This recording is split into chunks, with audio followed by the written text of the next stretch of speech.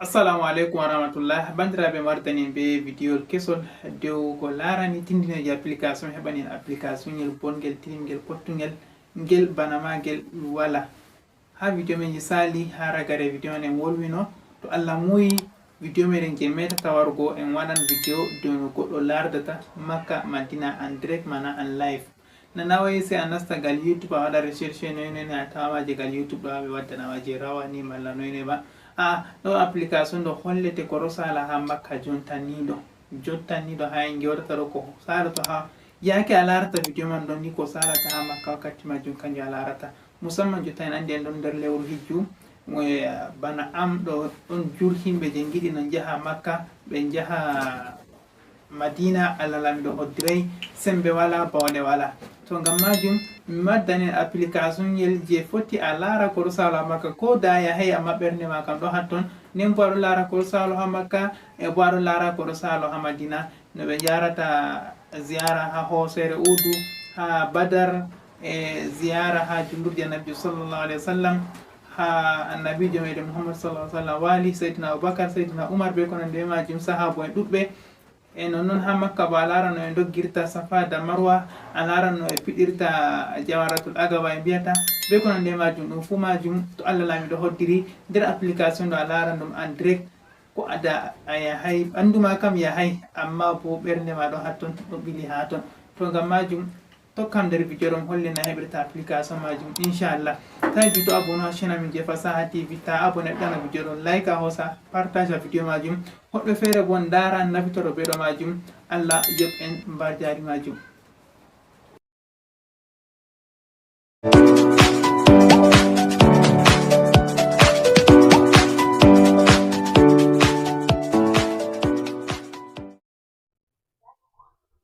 Assalamu alaikum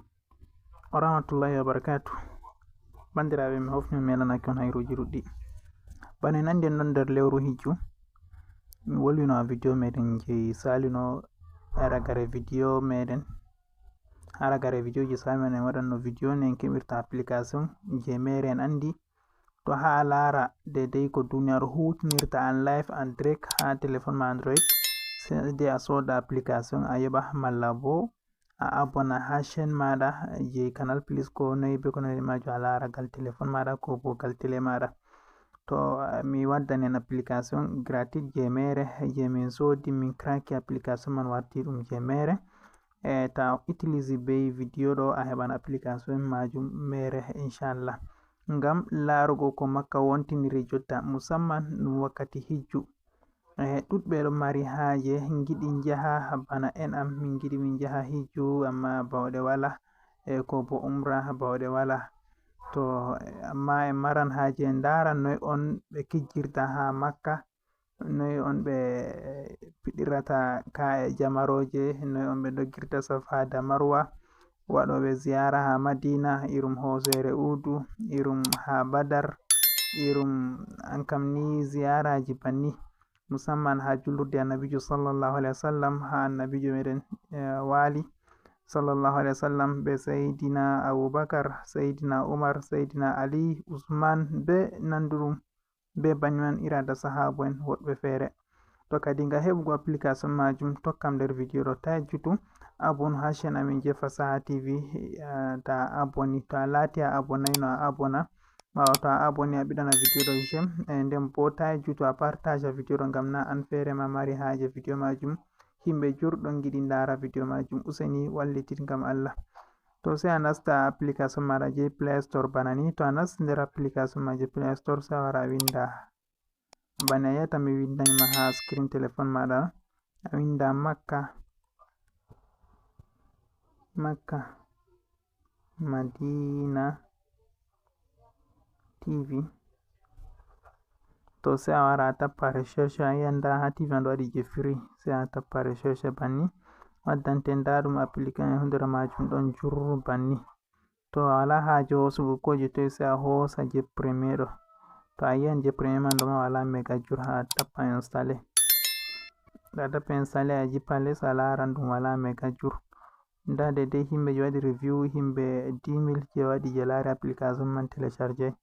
to himɓe nda megaji application man mari haaje hidde ko a télécharge bo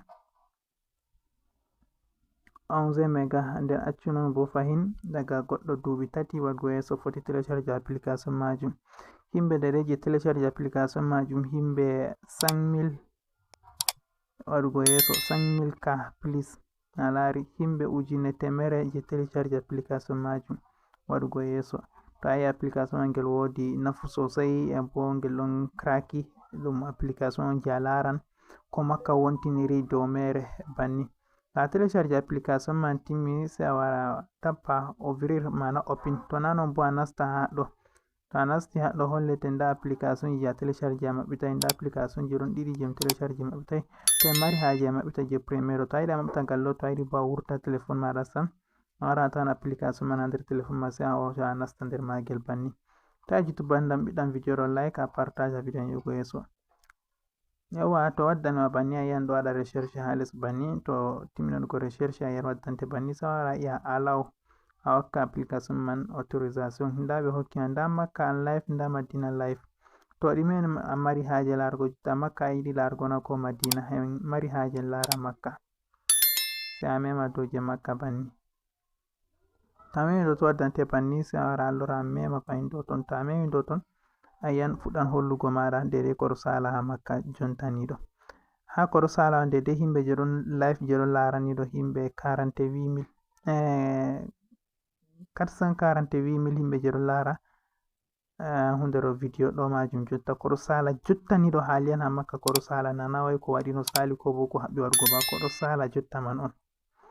To sai a hosa a waɗa play ngam larugo video majum. A munya seɗɗa ɗum waɗan recherche banni. To ha woɗugo réseau maɗa on banda.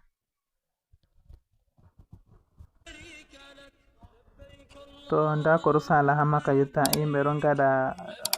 ɗon ha hunde ɗo safa da marwa. To en itta volume on nana ɗo gaɗa labbaik allahumma labbaik innal hamda wa ni'mata be ko nandi majum ɗum ɗon janga banni. To ɗo on ko ɗo salo ha makka jottaniɗo en ɗon keller 11h15. to banni ko salata makka jottaniɗo 11h15 ɗo. To banni on to a yiɗi a yiyan bo ha les ɗum ɗo waɗi live mana an direct, nana wai ko waɗi no sali, nana bo ko ɗo waɗa jottaniɗo ɗo man ɗo on ɗo waɗa ha makka. To mi tammi on fami. To en yi en lara je ko salata ha madina bo sai a waɗa retour a wara a lara nda madina live sai a nasta je madina bo a lara ɗime on ɗo sala ha madina. To sai a waɗa baje a waɗino jottoyan je nane ɗo. To sai a tappa play kanjum fu ko ɗo waɗa jotta man on ɓe hollete, na ko waɗi no sali na bo ko haɓɓi no waɗugo banni mi tammi on fami. To nda ko ɗo salo ha madina bo ɓe ɗo pilma dedei lemaji gondi ha haraba julurde madina. To banni en nanan ba ɗum wala wolwana ko ɗum ɗo wolwa ngam ittino volum. To ɗo waɗa tarihi qala labbaika ya rasulallah noy ɓe ko nandi majum goɗɗo an ɗo janga. To ɗo on ko ɗo salo ha madina bo jontaniɗo ɗo haliyan jontaniɗo 11h16 en woni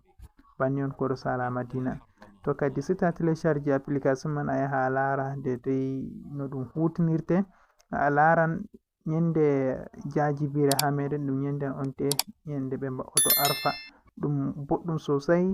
ha maɗa. To a lari a fami nda no ɗum wa'orto arfa inchallah. Nammajo on gettama on gelanama hayruji ɗuɗɗi. Mo moɗon biyeteɗo Abdulkadir Abubakar. Ta hejjite abonné ha channel Mije Fasaha TV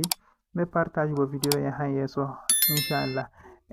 On gettama on gelanama hayruji ɗuɗɗi. Assalamu alaikum wa rahmatullahi wa barakatuh.